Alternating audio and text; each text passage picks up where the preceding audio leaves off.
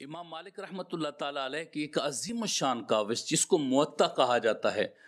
یہ امام مالک رحمۃ اللہ تعالیٰ علیہ نے لکھی اور اس کو فقہی احکامات پر مرتب کیا۔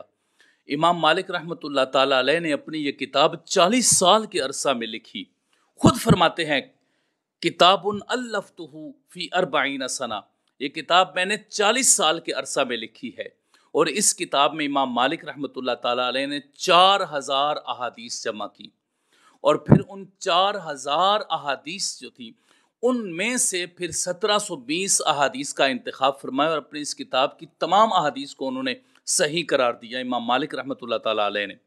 اور آپ نے جو ان 4000 احادیث جو آپ نے لکھی اس میں جمع کی، پھر اس میں سے انتخاب فرمایا، تو ان 4000 احادیث کی تعداد کو بیان کرتے ہوئے سلیمان بن بلال فرماتے ہیں لقد وضع مالک الموطا وفیہ 4000 احادیث او اکثر۔ وہ فرماتے ہیں کہ امام مالک رحمۃ اللہ تعالیٰ علیہ نے یہ جو کتاب لکھی ہے اس میں امام مالک رحمۃ اللہ علیہ نے 4000 احادیث درج کی ہیں، اور 4000 احادیث کے بعد یہ فرمانے کے بعد فرماتے ہیں او اکثر، یا اس سے کچھ زیادہ، یعنی آپ عمومی طور پر آپ کہہ سکتے ہیں کہ 4000 احادیث امام مالک رحمۃ اللہ تعالیٰ علیہ نے اس میں رکھی۔ پھر اس کے بعد جو انتخاب کیا وہ 1720 احادیث تھی۔ 1720 احادیث کو اس طریقے سے تقسیم کیا جا سکتا ہے کہ 600 احادیث اس میں مرفوع ہیں، 613 احادیث موقوف ہیں، اور 285 احادیث مقطوع ہیں۔ جو 285 روایات ہیں وہ مقطوع روایات ہیں، اور اس کے علاوہ جو مرسل روایات ہیں ان کے علاوہ ان کی تعداد 222 بنتی ہے۔ یہ امام مالک رحمۃ اللہ تعالیٰ علیہ نے ان کو اپنی کتاب موطا میں جمع فرمایا، اور آپ نے جو اپنی کتاب موطا کا اسلوب اپنایا ہے، اسلوب رکھا ہے آپ نے، وہ یہ ہے کہ آپ اس میں مرفوع احادیث بھی لائے ہیں، موقوف احادیث بھی لائے ہیں، اور مقطوع روایات بھی لائے ہیں۔ مرفوع سے مراد وہ روایات ہیں جو رسول اللہ صلی اللہ علیہ وسلم تک جن کی سند پہنچتی ہے، اور موقوف سے مراد جس کی سند صحابہ کرام تک پہنچتی ہے، اور مقطوع سے مراد جن کی سند تابعین عظام تک پہنچتی ہے، ان کو مقطوع کہا جاتا ہے۔ اس کے علاوہ مرسل روایات ہیں جو امام مالک رحمۃ اللہ تعالیٰ علیہ نے ذکر فرمائی، اور آپ کی مرسل جو روایات ہیں وہ بھی روایات صحیح ہیں۔ اس کے علاوہ امام مالک رحمۃ اللہ تعالیٰ علیہ نے اپنی اس کتاب موطا میں جو اسلوب اپنایا ہے یا جو اس کی خصوصیات ہیں وہ میں آپ کے سامنے رکھنا چاہ رہا ہوں۔ امام مالک رحمۃ اللہ تعالیٰ علیہ نے اپنی اس کتاب کو فقہی مسائل پر رکھا ہے، اور اس کتاب میں فقہی مسائل ذکر کیے ہیں، اور محدثین کرام فرماتے ہیں کہ اگر کوئی دینی مسائل کو سمجھنا چاہتا ہے تو وہ موطا امام مالک کو پڑھ لیں، اس کو دینی مسائل سمجھ آ جائیں گے۔ اتنی زبردست قسم کی انہوں نے نافع کتاب لکھی ہے۔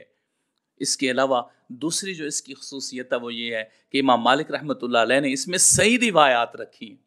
اور صحیح روایات کے بارے میں 2 خوبصورت قول میں آپ کو بتاؤں گا۔ ایک امام ابو ذر رازی کا ایک قول ہے، وہ یہ فرماتے ہیں لو حلف الرجل بالطلاق علی احادیث مالک فی الموطا، اگر کوئی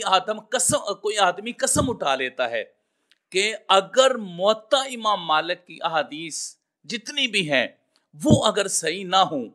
تو میری بیوی کو طلاق، یہ کوئی قسم اٹھا لیتا ہے، انہا صحاح کلھا، یہ کہتا ہے کہ ساری کی ساری احادیث اس کی صحیح ہیں، تو امام ابو ذر رازی فرماتے ہیں کہ اگر اس نے یہ قسم اٹھائی تو وہ حانث نہیں ہوگا، یعنی اس کی قسم نہیں ٹوٹے گی، کیونکہ اس کی تو ساری احادیث صحیح ہیں۔ اور امام شافعی رحمۃ اللہ تعالیٰ علیہ جو آپ کے شاگرد رشید تھے، اور جو پورے کے پورے شافعی جو مذہب ہے اس کے وہ بانی ہیں، امام شافعی رحمۃ اللہ تعالیٰ علیہ اس کتاب موطا امام مالک کے بارے میں فرماتے ہیں ما علی الارض کتاب اصح من کتاب مالک، روئے زمین پر امام مالک رحمۃ اللہ علیہ کی کتاب سے زیادہ صحیح کتاب کوئی بھی نہیں ہے۔ اس کا مطلب ہے کہ آپ نے اپنی کتاب میں صحیح روایات کو جمع کیا ہے۔ اس کے علاوہ یہ کتاب نفع بخش کتاب ہے، جو انسان بھی اس کو پڑھتا ہے وہ فائدہ حاصل کیے بغیر نہیں رہ سکتا، وہ فائدہ اس سے حاصل کرتا ہے۔ اور امام عبد الرحمن بن مہدی اس کتاب کے بارے میں فرماتے ہیں ما کتاب بعد کتاب اللہ انفع للناس من الموطا، وہ فرماتے ہیں کہ قرآن پاک کے بعد سب سے زیادہ نفع بخش کتاب امام مالک رحمۃ اللہ علیہ کی موطا ہے جس سے لوگ فائدہ اٹھاتے ہیں۔ تو یہ امام مالک رحمۃ اللہ علیہ کی کتاب موطا کی چند ایک خصوصیات تھی۔ اس کے علاوہ اور اس کی جو خصوصیات ہیں وہ یہ ہیں کہ آپ اس میں جو روایات لے کر آئے اور اس کی جو اسناد ذکر کی ہیں وہ ثنائیات، ثلاثیات، رباعیات اور خماسیات ہیں۔ اور آپ نے جو ثنائیات ذکر کی ہیں ان میں جس طرح مالک عن نافع عن ابن عمر، جو رسول اللہ صلی اللہ علیہ وسلم کے اور محدث کے درمیان دو رابطے ہوں تو اس کو ثنائیات، ان روایات کو ثنائیات کہا جاتا ہے۔ اور جس میں 3 واسطے ہوں، جس طرح امام مالک رحمۃ اللہ علیہ نے 3 واسطوں کو بھی ذکر کیا، بزناد عن العارج عن ابی ہریرہ، تو اس کو ثلاثیات کہا جاتا ہے۔ اسی طرح 4 واسطے، 5 واسطے کے ساتھ بھی آپ وہ روایات لے کر آئے ہیں۔ تو جو موطا امام مالک میں احادیث ہیں اور ان احادیث کی اسانید ہیں، ان میں سب سے زیادہ جس کو مضبوط قرار دیا گیا ہے وہ ام مالک ان نافع ان ابن عمر ہے۔ حضرت امام بخاری رحمۃ اللہ علیہ سے کسی نے سوال کیا کہ ذخیرہ حدیث میں سب سے مضبوط سند کون سی ہے؟ تو امام بخاری رحمۃ اللہ علیہ نے فرمایا ام مالک ان نافع ان ابن عمر، یہ ساری اسانید میں سے زیادہ صحیح سند ہے۔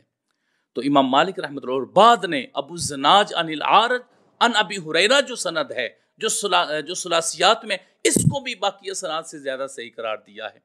امام مالک رحمۃ اللہ علیہ کی اس کتاب موطا کی کا جو مقام و مرتبہ ہے اس کا اس بات سے بھی اندازہ ہوتا ہے کہ محدثین کرام نے اس کی بہت زیادہ تعریفات کی ہیں اور اس کتاب کو بہت عظیم و شان کتاب قرار دیا ہے۔ اور جو ان کے علاوہ محدثین کرام ہیں انہوں نے اس کتاب کی شروحات لکھی۔ ایک ہوتا ہے کتاب کا مطالعہ اور ایک ہوتا ہے اس کے ساتھ اس کی شرح لکھ دینا۔ کوئی بندہ جب اس کی شرح کا انتخاب کرتا ہے اس کا مطلب ہے کہ وہ اس کتاب اس کو اچھی لگی اور اس کو وہ وضاحت کے طور پر آگے اس کی شرح لے کر لوگوں تک پہنچانا چاہتا ہے اور اس طریقے سے اس کتاب کے ساتھ اپنی لگن کو ظاہر کرنا چاہتا ہے۔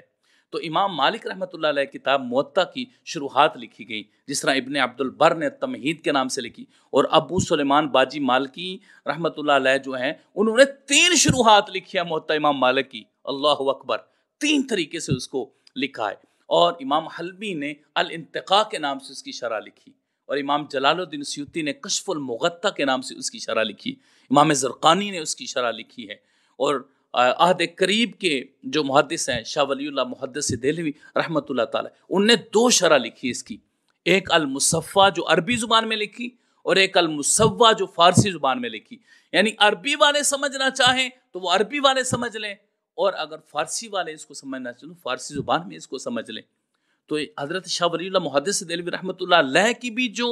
اس کے ساتھ ایک لگن ہے وہ یہاں سے واضح ہوتی ہے کہ انہوں نے موطا امام مالک کی 2 شروحات لکھی ہیں۔ امام مالک رحمۃ اللہ تعالیٰ علیہ کی یقیناً یہ بہت بڑی خدمت امت مسلمہ کے لیے ایک بہت بڑا تحفہ ہے۔ رسول اللہ صلی اللہ علیہ وسلم کی احادیث مرفوعات، موقوفات اور مقطوعات کی شکل میں لوگوں کے سامنے بہت بڑا یہ ایک ذخیرہ اور خدمت ہے۔ اللہ رب العزت حضرت امام مالک رحمۃ اللہ تعالیٰ علیہ اس کے بدلے میں بہت زیادہ اجر عطا فرمائے اور ان کے درجات کو بلند فرمائے، آمین یا رب العالمین۔ وصلی اللہ علی حبیبی سیدنا محمد و آلہ و صحبہ وبارک۔